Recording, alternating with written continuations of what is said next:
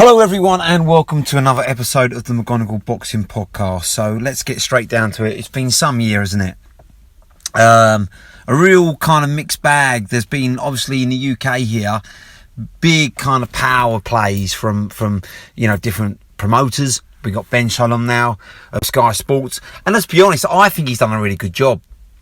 I did wonder about him, thinking, is he young? Is he inexperienced? But credit where credit's due, he's held some big fights.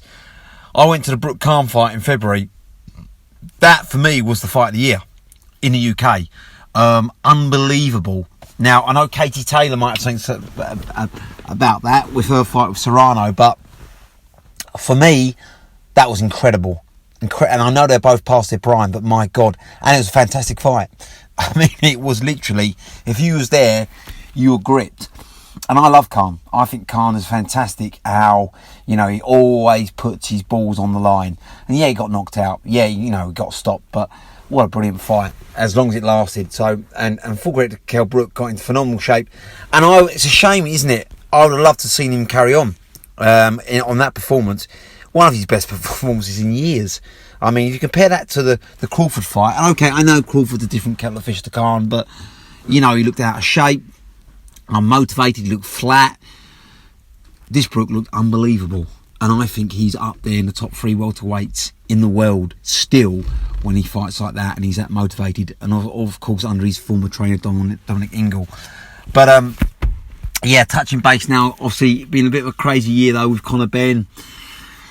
And the Eubank Jr. fight. When looking back, and you see Eubank Jr., don't you, in weighing fights photos, and you think, my God, this fight should never have happened at a catch weight. It was dangerous for Eubank to bowl down, below a middleweight. Crazy. 158 pounds, 157 pounds, absolute madness. And you can see why. I'm sorry, but for me, Conor Benn's guilty. Packing on 14 pounds of stone, 14 pounds of stone of muscle. For me, looking at the photos again, it didn't look right. It did not look right at all. And, bottom line is he's failed 2 drug tests. Bottom line is Eddie Hearn needs to take responsibility. He knew about this in August. Sutherland knew about this. The Sutherland brothers knew this about this in August as well. Both promoters knew, and they wanted, let's be honest, to keep a blind side to it because of the money.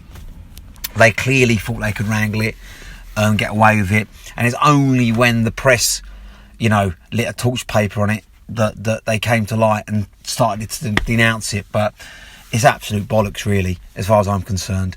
Both promoters should be ashamed, really. They were trying to keep the fight going, weren't they, because of the money, let's be honest. But it's a real shit show in the end, and Conor Benn, for me, deserves a ban. You can't fail 2 drug tests. You say what you want, but it looks like he's going to get away with it, unbelievably. It looks like, obviously, he didn't even turn up to the hearing, but it looks like he's going to get away with it. Incredible. He's going to say there's tainted substance and, in his food. A bit like the Canelo route, and he'll get away with it. And for me, it's diabolical. I think he should have a ban. As exciting a fighter as he is.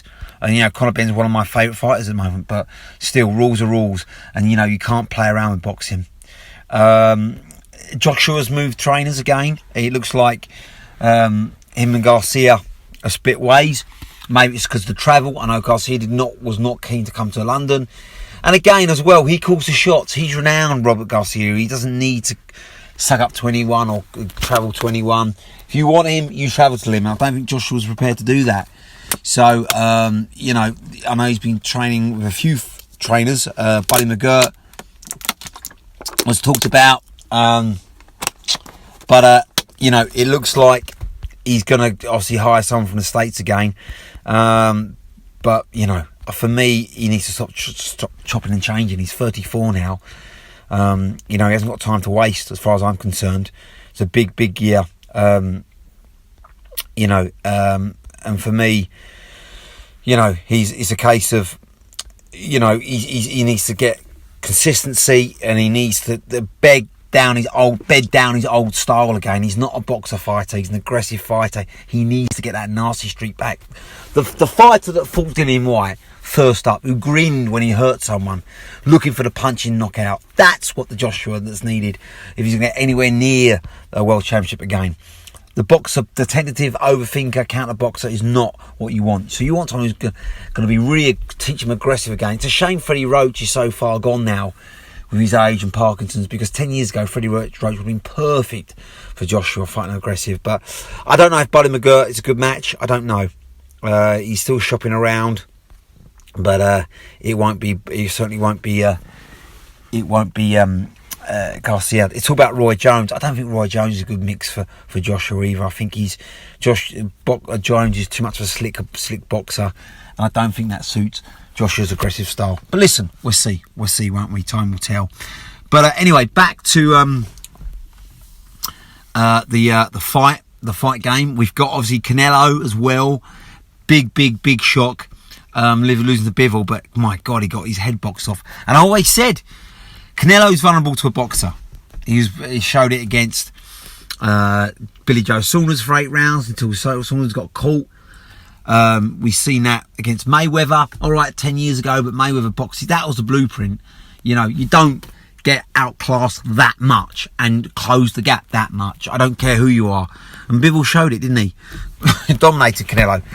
Is it going to happen? It looks like Canelo doesn't want it, to be honest with you. He's went back down to fight an aging Triple G, didn't he? Which was, a bit of a sad fight, really. I'm glad Triple G lasted the distance, but he needs to retire now, as far as I'm concerned. Triple G so far gone now, and he was a great fighter, but not anymore. I don't want to see him be a gatekeeper now, because he's an all-time great. But, it looks like it's not going to happen. Canelo's happy now at super middleweight, and I think he knows he got so outboxed by Bivol that he's got his number. I don't see Canelo beating Bivol at all in any way, shape or form anytime soon. So,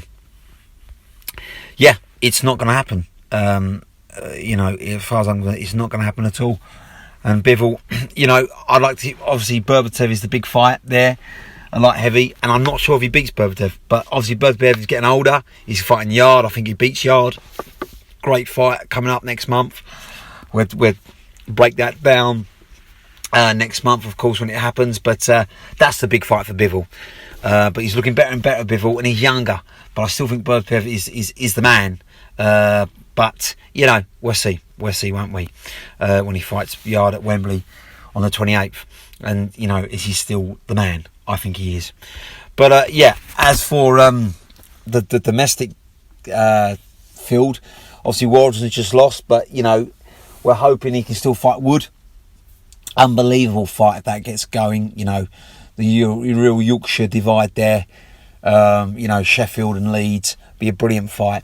I think Taylor was unlucky in his last fight. It's just these Mexicans, these unknown Mexicans, tough as nails, can really bang. And I don't know the matchmaker. I don't know what they're thinking, picking these guys. I know... his last fight was a mandatory, but Jesus Warrington, what you're doing fighting is unknown. You're always up against it. You've got nothing to gain and everything to lose. So he needs a better matchmaker, as far as I'm concerned. But I'd love to see him still fight Lee Wood. Brilliant fight, and obviously Conlon as well in the mix again. Brilliant fight that was for me again. Although I have Khan and Brook as the spectacle of the year. The actual fight of the year, Conlon Wood, unbelievable. I thought Conlon had him knocked out. Wood somehow survived, saved by the bell, literally round 1, comes back, stops him late on in round 12. Unbelievable fight that was, and I'd like to see Conlon have a rematch with him. I don't know, Josh Taylor as well. He's finally giving Jack Catterall a rematch, well deserved. Catterall boxed his head off last time, and he deserves that rematch. He'll get it, but this time in Glasgow, I don't think Taylor's going to have his eye off the ball this time. And I think Taylor does a number on him. I think he'll stop Catterall this time, sadly. But Catterall, he won that fight. Make no mistake about it. Brilliant fighter. But I just think Josh Taylor will be focused. And obviously he's left Ben Davison now, which wasn't a good match for him. I think he'll find someone who teaches him aggression again. And I think Taylor will come out all guns blazing and stop Catterall. But it's exciting times. There's a new guard coming up. Sugar Stevenson, brilliant fighter. Gervonta Davis, Ryan Garcia, that's going to happen. Really great fight. You've got to get Crawford Spence this year, otherwise it won't happen. But the next generation, make no mistake about it, are coming. You know, they're making big waves. Joe Joyce, Fury, that could happen. But obviously the big one, Fury Usyk. It's exciting, 2023. We're going to get some closing chapters and some real opening ones. And I think, you know, there's some young prospects in heavyweight division, of course, but I think Sugar Stevenson is a standout youngster who I think will take the game to new heights. But for now, if it's Crawford, if it's Fury, even if it's Usyk's last year fighting, let's treasure them because they're going to be in super fights, hopefully. And, you know, but 2022 was a brilliant year. For me, though, I won't forget the Brooke Khan spectacle. It finally happened. Okay, 5 years too late, but it happened. And 2023, with the new promoters, DAZN, Eddie Hearn's got a lot to say, a lot to prove. I think he's had a decent year, but he hasn't brought in the finances that DAZN are expecting. Will that change? Probably. I think with Canelo still the main man, as long as he avoids Bivol, middleweight and super middleweight. But he's got a lot to say. He's got a lot to do. Frank Warren's back in the game with BT Sport. He's had a big year. Sky Sports, Ben Shalom are still very much there. ESPN are there. Channel 5 are coming back now, aren't they, with Sutherland. You know, so, you know, exciting times. Also in America, Fox Sports are looking there. PBC got a little bit quiet, but I think they'll be back roaring, especially if they get Crawford Spence over the line next year. So, big 2023 expected. But, you know, 2022, we're going to touch upon it a little bit more in a few days' time. But it was a big year. Big year. But obviously now, the big talking point is Conor Benn. When will he return? And, of course, Fury Usyk. And who's going to train Joshua? These are questions still unanswered. Hopefully we can touch upon them before the year's out in a week's time. All right, guys, I'm out for now. See you real soon.